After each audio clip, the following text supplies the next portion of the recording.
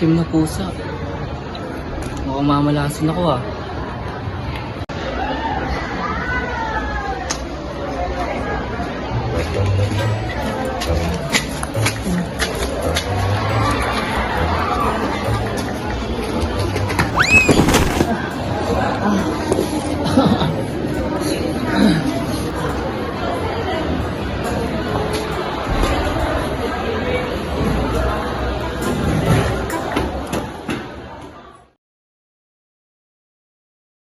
Siya si Rodwin, 17 years old, isang estudyante na nakakatawa at OA.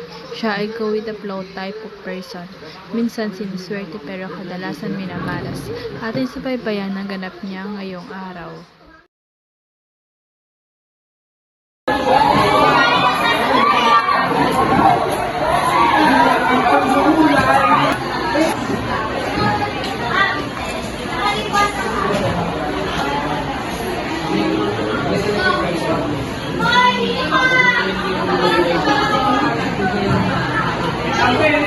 Bakit niya scroll mo?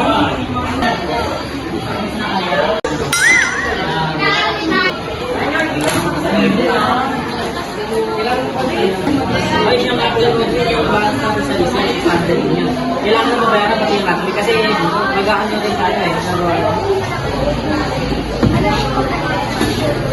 Okay lang.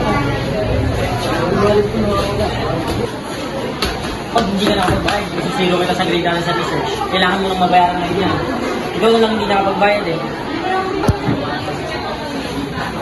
That is a guilty force.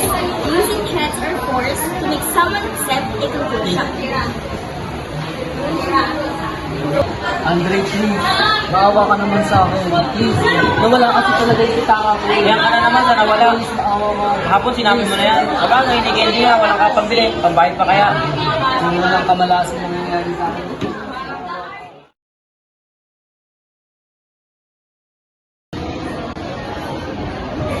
That is false trust. Assuming a false relationship between two events.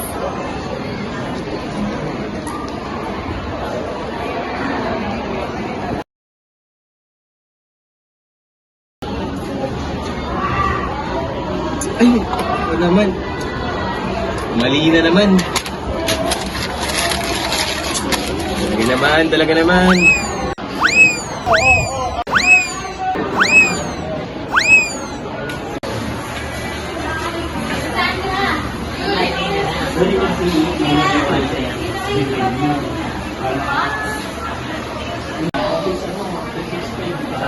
Okay, Rodwin, can you explain this?